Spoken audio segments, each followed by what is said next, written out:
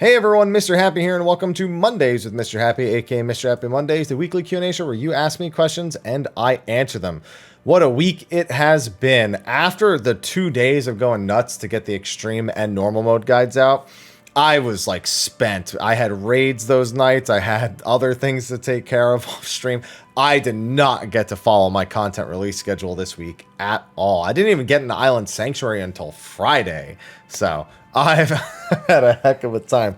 But it's otherwise been a really good week. Really enjoying the 1 week delay for the patches. At least I can do those things, and I actually can relax. You know, those days, if we had Savage release, would have been cranking out the Savage guides, cranking out the Extreme guides, you know, making sure everything's releasing on the channel. There would have been a lot of pressure on top of already having pressure to participate in other content in the game. So it's been a good week. It's actually already late because I'm recording a bunch of stuff tonight. So I have some releases for tonight and into Monday. And then Tuesday, you know, every time I clear a fight. Camera, can you focus? Come on now. This has been happening with all the weekly Q&As. It's kind of like a little out of focus, and it's kind of annoying. So yeah, I'm focusing on getting all that out. We'll have, you know, first clears on the YouTube channel pretty much as they happen, and the guides as soon as I can do after that. I'll probably be streaming guide making for a couple of days, you know, at the very least. So I might as well just get into the Q&A. Thanks to our sponsors over on Patreon for supporting. Appreciate y'all. And you know about SteelSeries and Advanced GG. Both of those are in the description of the video below. Affiliate links and discount codes for anyone who's interested in that. And I know Advanced GG and SteelSeries are going to be carrying me hard through this raid tier. So with that, it's already getting late, so let's get into the Q&A. Hashtag Mr. Happy Mondays. Hey, Happy. Hi. I've been devouring the last 6 to 7 years of State of the Realm podcasts. That's like 6 a day. Like, I guess actually, no, it's more like 6 to 12 a day. Depends on which ones you're watching. Oh my goodness. Overnight shifts. Yeah, I mean, I guess that's exactly what you need, right? Favorites were Eden's versus Arthur's and Xenos. Any chance of getting these guys back on for another pod? Yeah, we tried to organize one with Xenos for a tank-related one not too long ago, but his schedule has been absolutely crazy. So that's the only reason we haven't had Xenos on in a while, is it's just trying to get the schedules lined. It's same with Miz. It's same with a lot of people. I always feel bad because I don't want to pressure people into being on State of the Realm, but I also need to make sure that that they are comfortable being on. I'm just trying to make sure that's the most comfortable for my guests. And if they have schedules that make it difficult, then it just means that somewhere down the line we'll try again. So I won't say no to that, but I can't promise a specific time frame. Hashtag Mr. Happy Mondays. Hello, Mr. Happy. Hi. Hope you're doing well. Same to you. I have a small double question. It's really small because it fits all on the screen right now. Having done the normal modes, which Savage Fighter are you looking forward to the most and the least? I think I'm looking forward to 4 the most, or to, you know, Abyssos 8, I suppose the 8th circle the most. I always look forward to the last fight the most because it's realistically, it's the one that's going to be the one I spend the most time on. So I want it to be good. Least, I don't know, because I'm worried about the 6th circle Savage the most. I think it's going to be the Party Finder griefing one, but that doesn't necessarily mean I'm looking forward to it the least. I just think it's going to be one of those fights, you know? So I don't really have a good answer for that. P8S is extra phase. Yeah, I mean, we know Whitestone Black is the name of the song, so I guess we'll just have to wait to see how that pans out. Was that really a double? Oh, I guess most and least is a double question. Yeah, you packed that in real good. Hashtag Mr. Happy Monday. Howdy. Hi. Seeing as it's the first raid tier where cross data center is available. True. Do you think data center specific strats are still going to be a thing? Oh yeah, it still happens. It happened throughout, even after they added it for the previous tier when people were still party findering. Yeah, because a lot of people don't travel for party finders. They still just kind of stick to their own party finders. So yeah, I don't think that's going to change all that much because people are not, how do I say this? People are always going to stick to the thing that's closest to them, even if another option is available. We saw this with the market boards, especially when they opened up cross-world in the first place. They opened up cross-world, and yet all the markets were still distinctly different, even though it doesn't take more than 30 seconds to travel to another server, now to another data center. So yeah, I don't think it's really going to change all that much. I still think that the strategies are going to be different per data center. I'm going to quickly lightning around a spoiler-related question that asks, we're dealing with a lot of Void stuff, so they asked about why Sylva and Unocal High kind of aren't involved or how they could have been involved. That's going back to Shadowbringers-related stuff. All I'll say on the question is, after you do the 6.2 MSQ, go talk to Unocal High and Sylva. Hashtag Mr. Happy Monday. Greetings, Mr. Happy, and happy Raising. It's the Rising, but I got you. The event day. Patch 6.2 has been well so far. P6 and 7 normal are my favorite fights. I can't wait for Savage. Small warning, as I may seem old school or as if I've been hiding under a rock. My question, what does the term report card mean? Those words are used a lot when Savage teams are being formed. And no, I'm not in yet, but I've been told they've been put on hold. Is report card term? I've never once heard a team refer to a report card. I mean, it's pretty self-explanatory. It's a grading based on your performance. Is your DPS good? Is your learning new mechanics good? How good are you in proc? How good are you in re-clears? It's a list of how well you perform, but I've never once heard the term used for raid. That sounds like something that's like specific to certain groups. Which is weird. I mean, I guess it's not weird. It's a familiar system for a lot of people, at least stateside. So. I don't know. I've never heard that, but that's all it is. It's definitely a marking based on your graded performance. Hashtag Mr. Happy Monday. Hello, Haps. A double to pass it forward to any who forget, which I'm sure will happen. This is mostly a question for you as someone who's been part of the 14 community for a very long time. I'm sure you've heard plenty of how healers need more DPS rotations or complexity. And while I think most people agree, I've always wondered how far do people expect it to go. It's funny. A lot of this ends up boiling down to people wanting like a 1-2-3 combo, and that's it. They just want some degree of like continuity instead of it being one button, which I don't think makes it any more interesting. I'd prefer to see actual gameplay mechanics non-egregiously linked together. I think one of the best steps forward they need to do is incorporate more of your major raid-related tools into damaging skills. I think Numa is a great example. I also think Macrocosmos is a great example. When you can allow the decision to be made on how that skill is used, how that skill is properly placed in a raid fight that is both beneficial to damage and to its other effect, you force people to make decisions that are more interesting with a tool that still provides damage. Now, generally, they're only, at the moment, incorporated so that you're committing the GCD, you're not actually losing a GCD's worth of damage to access this utility. But that still allows you to make a DPS-related decision.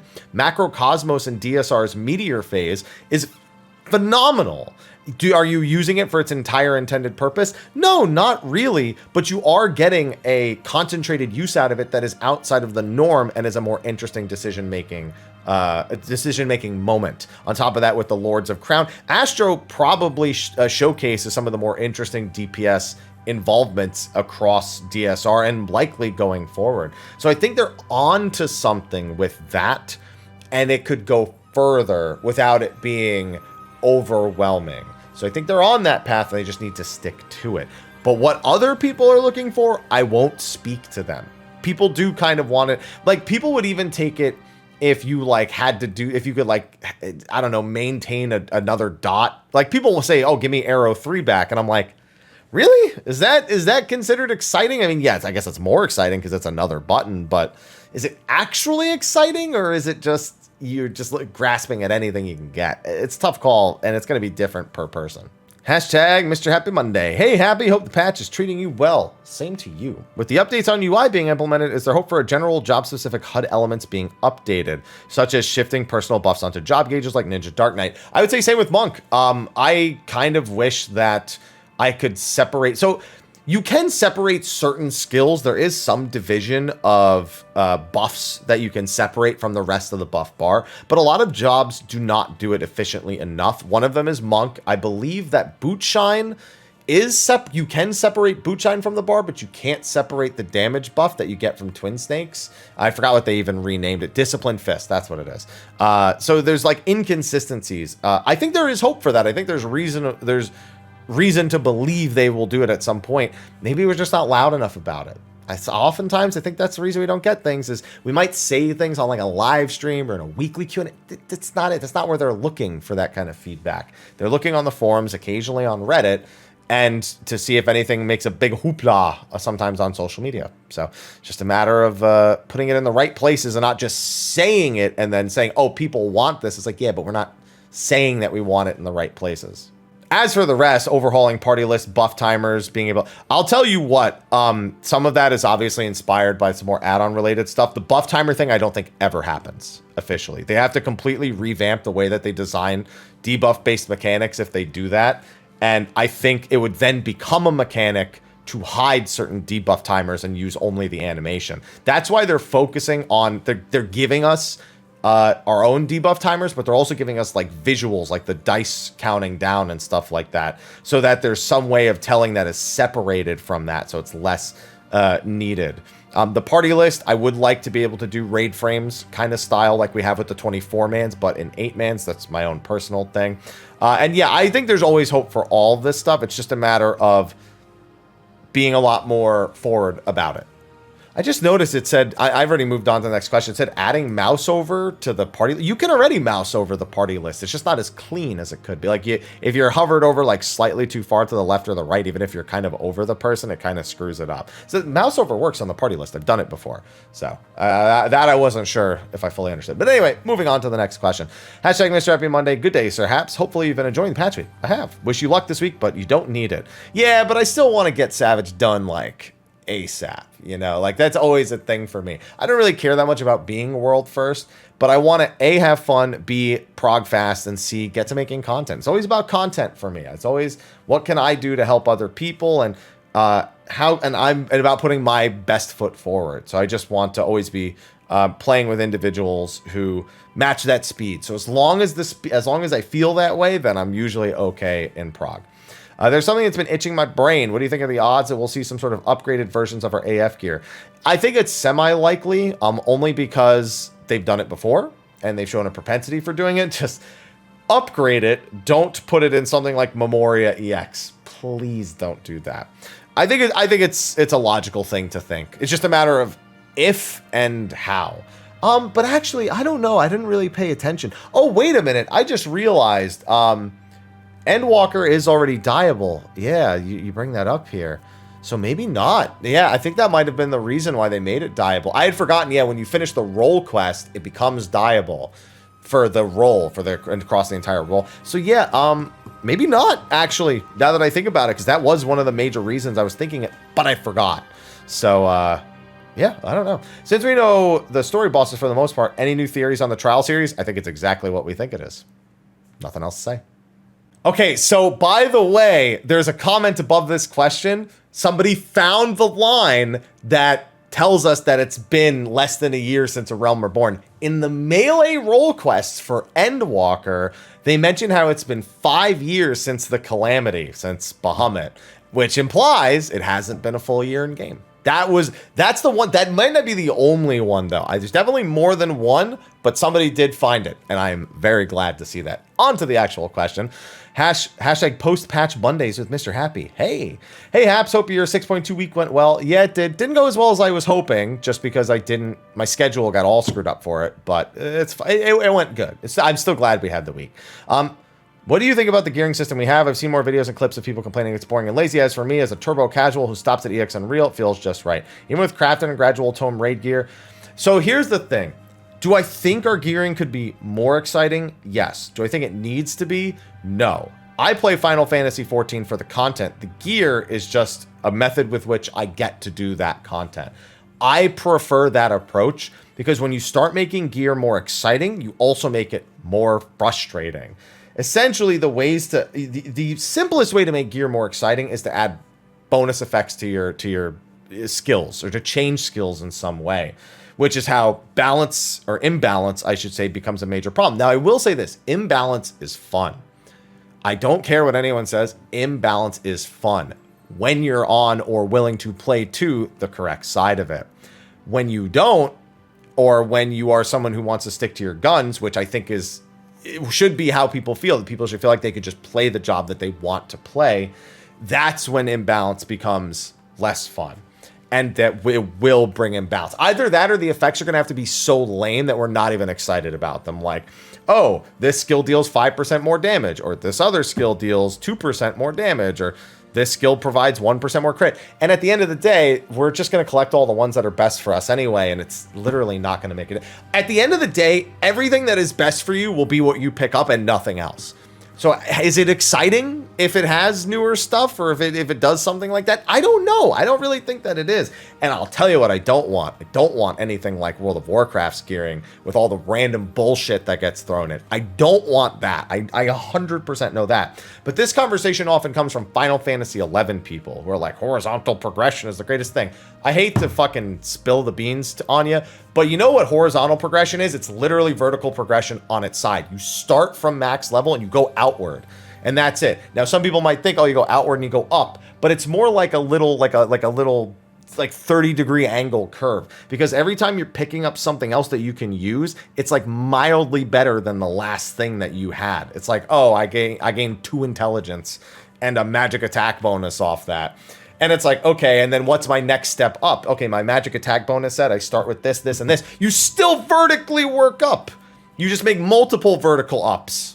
That's all it ends up being. So it doesn't, to me, it's no more exciting. It's exactly the same thing. I'm going to do content. I'm going to get a reward. I think people just like collecting more rewards, and it's less about the gear itself. If you were to like break down the psyche of it, it's less about how many different gear sets you can make and the versatility, because it's all bullshit. You're still all making the same things as everybody else is. It's just what content are you doing to make it? It's about just wanting to have those goals.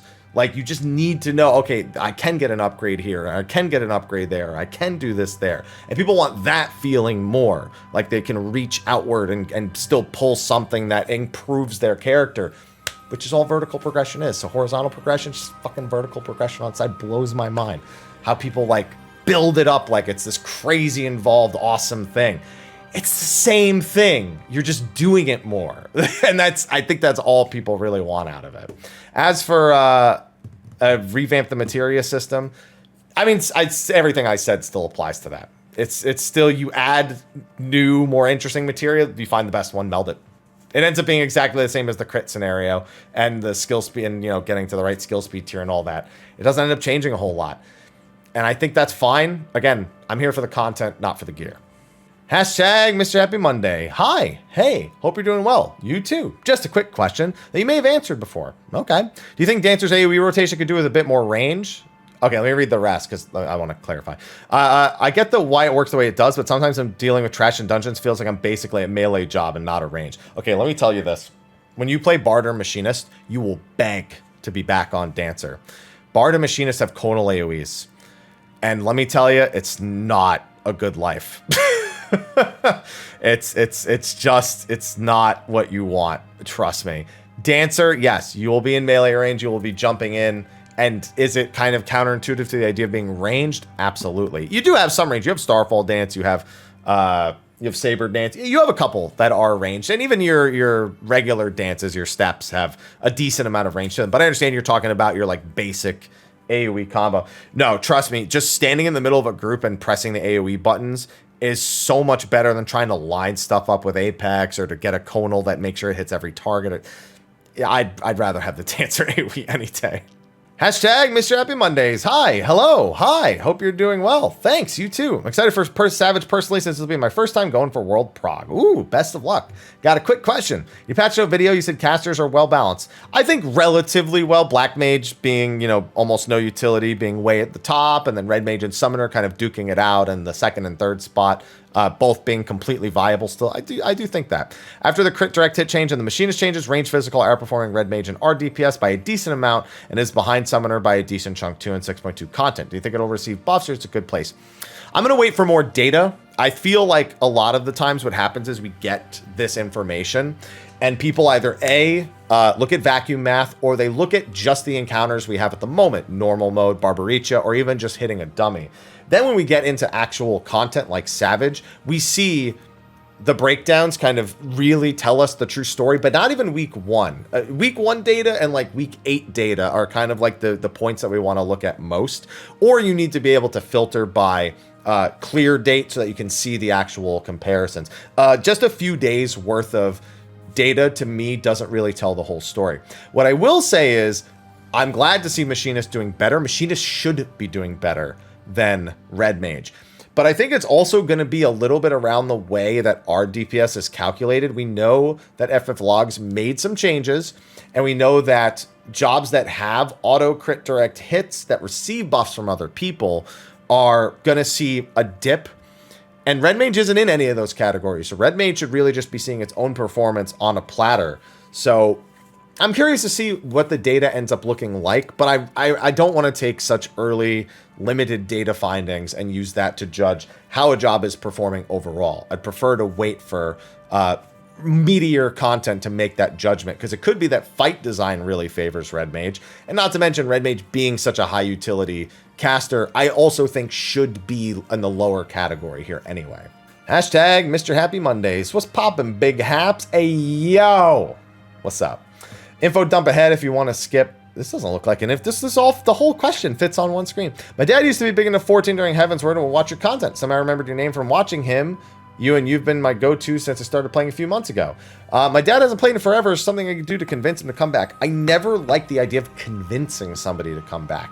If you just, I mean, at best you go, hey, you know, I'm playing now and I'd really like to play with you. I mean, that's your best bet. I'd want to spend time with you, and I think we could have fun spending time together in Final Fantasy XIV, especially because you haven't played in a while. But convincing people, if somebody doesn't want to play something, I don't like the idea of convincing them. You just kind of suggest the idea, and if they say no, they say no. Maybe you press the button again occasionally to see if they're developing interest.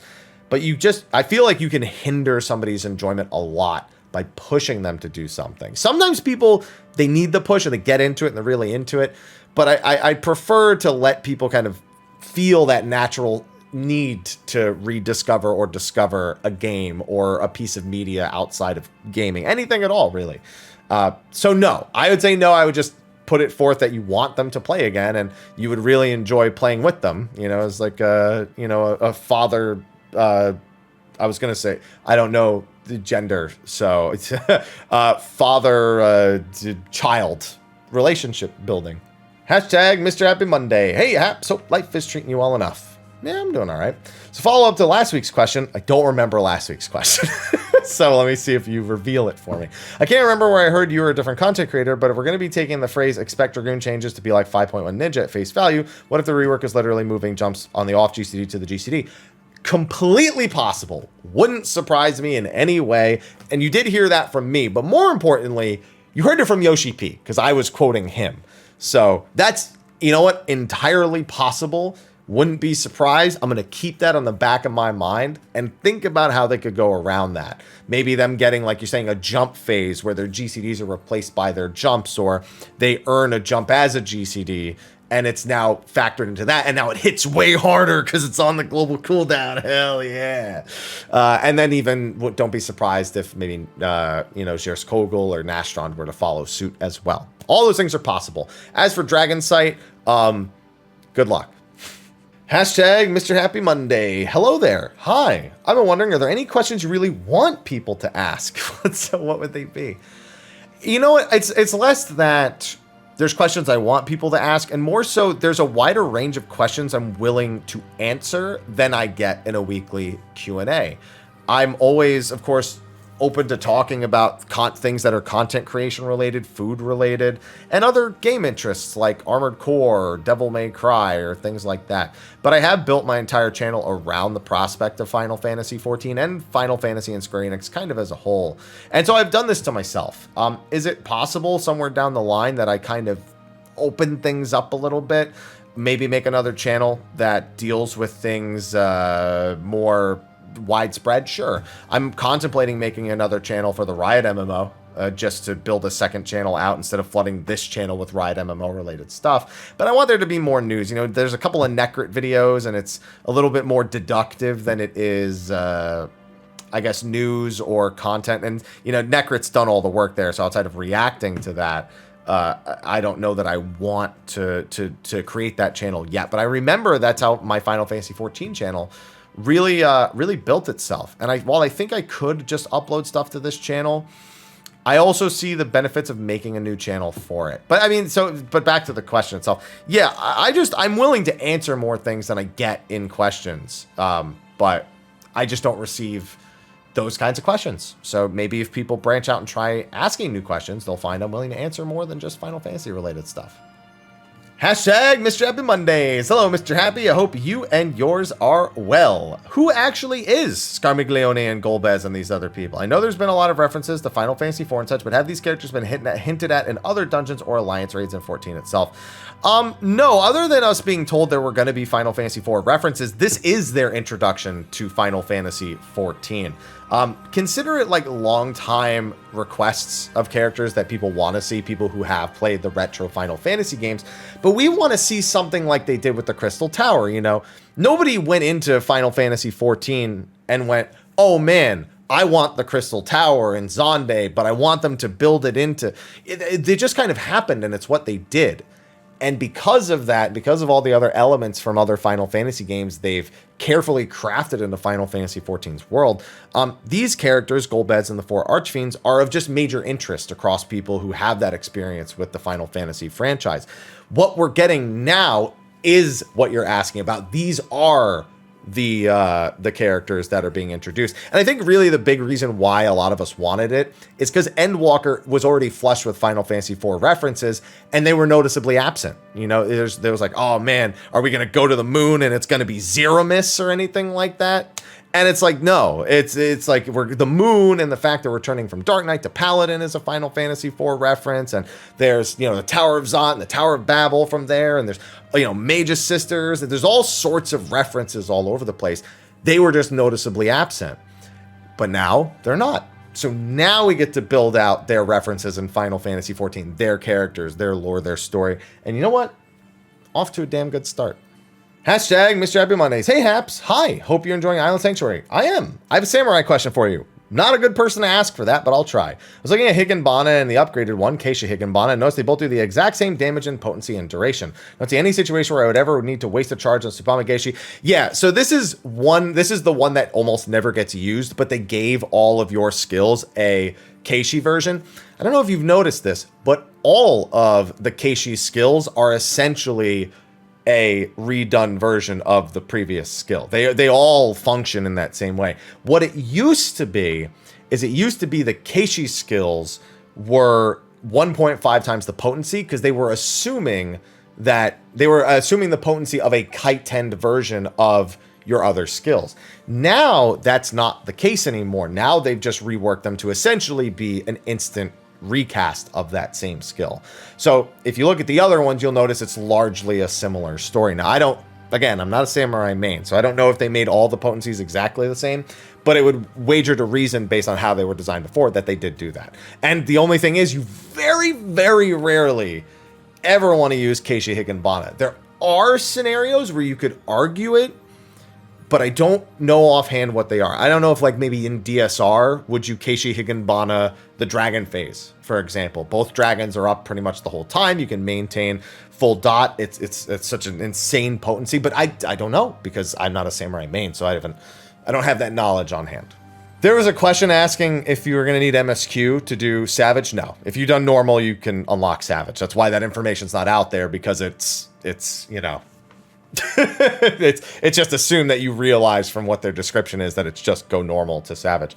As for this question, there's the hello that's missing. We found the person who didn't say hello, so we did have an extra, so I'm going to pull that in. Hello. Hi there, person. I know you've talked about your dislike of crossovers being an entire raid tier thanks to the near raids, but where do you stand on using the crossover trials? No. Don't do it. Don't replace Final Fantasy XIV. Opportunities to expand Final Fantasy XIV's world and lore with a crossover. And because you just eliminate it. All crossovers are non-canon in Final Fantasy XIV's world. They exist, but they don't need to be explained because they're not actually canon to the world. The whole Nier raid is a giant piece of lore that just doesn't exist. And it pisses me off that we wasted a whole expansion on it. So no to the trial series as well. Hashtag Mr. Happy Mondays. Hello, Happy. How you do? I do. Don't you find it weird a global game, now the most played MMO, still lacks the even English local... Excuse me? Pretty sure I play an English localization. Let me read the rest. Talking about live letters here. Okay. So no, because live letters are a matter of time. They're to expand them across languages, essentially per language doubles the live letter. Now, they have done English almost voiceovers over the important stuff, where they would basically hand a script to a couple of their localization people, and they would just talk over the live letter with the English localization. But then Yoshi P just goes and talks about like random things all the time. So it wasn't really that popular to watch that exact thing. And they only tried that a few times, but it just wasn't popular. Instead, they provide the information in Japanese. They give us slides with the majority of the important bullet points, and then they leave it up to their individual community teams across the different regions to handle that, as opposed to providing it in a live viewing experience, which will really, really hurt, again, the time or the ability, not to mention the time of day that those actually need to be done. 1 in the morning, 3 in the morning for some people in the United States, especially for the North American team is on the West Coast, so for them it's always going to be an awful time. So no, I don't think that, because they don't lack it. They do it within the bounds. And this last time they did Duty Commence the same day as the JP Fan Fest, so was it really that bad? No. Do you think Spanish translation could be a thing? No. And it's not that they can't be, it's that they won't be, because they need to localize so much that it seems like a task that they will never take on. And I think we see that with the oceanic data centers as well. Gotta remember, while people think about it being for Australia, it's the whole OCE region. And there's no localization for all of those regions. It's just, you have your language options, here you go. I don't see that ever happening. And same with the South American server. I think if they're not going to localize it, they're also not going to open a server down there. All right, we're at like 35-ish minutes. It's like I said, it's already getting late. I haven't eaten. I'm going to lightning round the rest, and then I've got to still take care of some recordings after I eat. So just going nuts. Sorry, but I'm going to get through this one. Do you think turning Gunbreaker's ability Blasting Zone into a straight line AoE would be a welcome change? I think upgrading skills is kind of an expected change, but I would kind of hope they do something more exciting with Gunbreaker. It actually made it clunkier now to use with the changes that they made going into Endwalker. Even if it still functions fine, it's a little clunkier. And now with the no mercy window on the 2 minutes, they have to deal with that so much more frequently, even with the other changes being fairly good. So I kind of want to see them address that more than I care about, Blasting Zone being AoE. Then we've have one where it talks about, grown bored with how repetitive general mechanics in the game work. Also feeling not as special with my main character since everyone else can, will, and already has every class maxed out. The majority of people do not max every class out. It is like, I don't have the numbers, but I'd assume it's no more than 10% of people who max everything out. Can they? Sure. Do they? No. Most people max out 1. Then you have a semi-large percentage that's like 2 to 5, and then it just goes like, it plummets after that. Tiny customization game used to have to make your character feel a little bit more special with attribute points and crosscast skills. Let me tell you, you weren't any more special. All those things let you do was fuck up. A lot of people think that with customization, that it makes you unique. No, all it does is offer you the opportunity to fuck up and do the wrong thing. And if that's how you want to be unique, then absolutely. But not a great design prospect, if you ask me. How do I keep motivation? Because I find it fun. I find the story engaging. I find the fights fun. I like to do as many things as possible. I do combat. I'm doing Island Sanctuary. I did ocean fishing. I do I do the tribal quests, and I do the relic series, and I do the raid series, and I do the deep dungeons. I do everything. And when I don't want to play, I stop playing. I play other games. I'm going to play Diofield this month. We got Valkyrie Elysium. We got Star Ocean coming out. Pokemon. We got so many things. I won't be afraid to play those things. I don't need to log in every day. I don't need to justify it. But when I log in, it's with a purpose. And I plan to have fun. Then we have another lightning rounder. We've been told the only way Void Scent cease to be is if they are absorbed by other Void Scent. So this goes into kind of some story-related stuff. So the main thing is that when a Void Scent is eaten, it doesn't actually die. If the host Void Scent is killed, all of the ether they ate actually disperses, and everything they ate can be reborn. So that's, to answer the question without reading the rest of it, that's kind of what we're dealing with here. Will I play Dancer? No, Monk. I'm on Monk this tier. And I will be getting the Tombstone weapon because of it. Can you briefly explain what a burst window is? It is when everyone collectively is using all of their most damaging skills and all of their buffs at the same time. 1 minute windows are normally personal. Everybody has something that they can do to buff their own damage or to perform a more powerful skill. Whereas 2 minute windows, 2 minute burst windows, are when everyone collectively tries to stack their buffs up with all the other raid members and push all their most powerful skills. So that's what a burst window actually is. 2 questions about Reaper. Not sure about positionals during my burst DPS rotation. Do them. Oh, does Shroud have positionals during? No, Shroud doesn't have any positionals. If you read the skills, it tells you they don't have positionals. Well, let me rephrase. If you read the skills of your enshrouded versions, they don't mention positionals. It's because you don't have them. What is the recommended food you should eat? Depends on your build. I don't know if it's nibbles, the carrot nibbles, or if it's the carrot pudding for Reaper. I don't know. That's what the balance is for. Because I'm not a Reaper main, so I wouldn't know that off the top of my head. Hey, Happy, when were you the most disappointed with 14? 1.0. And have they done anything to fix whatever it is? Yeah, they remade the whole game. That is my answer. That's my honest answer. Will a new job ever start at level 1? No. If people, unless they make another limited job, that would probably start over at 1. If enough people complain or they consider making Island Sanctuary not MSQ locked, no. It's already done. It's a done deal. Where it's unlocked, when it's unlocked, the purpose of unlocking it, no. They'll make it so that you can let other people visit that are lower level that haven't done it, but they're still going to have to make it go through. So, no. Let's see. Question this week. I want to wish you well in your Savage prep. Thank you. Let's see. I don't even remember what I said. Okay, there's that. Simple question. Probably get flack for. What are your thoughts on the norm and the recommended strat for dungeon pulls being wall to wall? I don't know why you'd get flack for asking this. I mean, it's a reasonable question. I love it because I like pushing myself. I'm always trying to like get the most out of everything. Not even about min-maxing. I just want to get the most out of like every experience that I can get.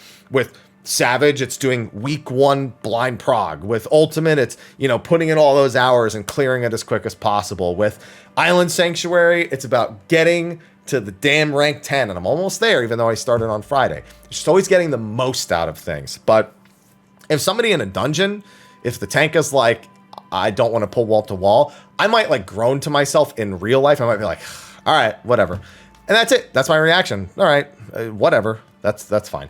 So, yeah, I mean, it doesn't matter to me because I like it. So, of course, I'm going to always be in favor of it. But if a tank doesn't want to do it, it's fine. Do you think you would have given 11-14 a shot if you were not a hardcore Final Fantasy fan? I mean, I don't know. I already was, so I can't imagine not playing all the other Final Fantasy games. It's literally like over 2/3 of my life. So I don't know. 14 probably, because I was already playing MMOs. But 11, I might have ended up on the World of Warcraft train back then. What does 1227 your name mean? It's my birthday. I was born in 1227, over 800 years old. Going on 900 soon. We're going to get there. We're going to get there at some point. And then we have, I think we're at the end here. What is your favorite popsicle? Orange cream. Any version. Orange cream. There we go. And yeah, I think that's it. I think that's all of the questions. There was somebody who hashtagged and wanted to share their thoughts on Dragoon, but I didn't see any question, so I skipped past that. The person knows who they are, so I apologize. It was just, I didn't really know what to do with that information because it was just a collection of thoughts. And that's like, so I started reading the hashtag and I was like, wait a minute, this doesn't belong here. I don't know what to do with this. But that's going to be a wrap for this week's episode of Mondays with Mr. Happy. I got tons of stuff to do, so thank you for watching. Thank you to our sponsors on Patreon. Thank you for thank you to Advanced UG and Steel Series for sponsoring. We have the discount codes in the description. And keep an eye out on the channel for stuff. I'll see you in the next one. So have a good one. Enjoy Savage. I will. Bye-bye. Get out of here.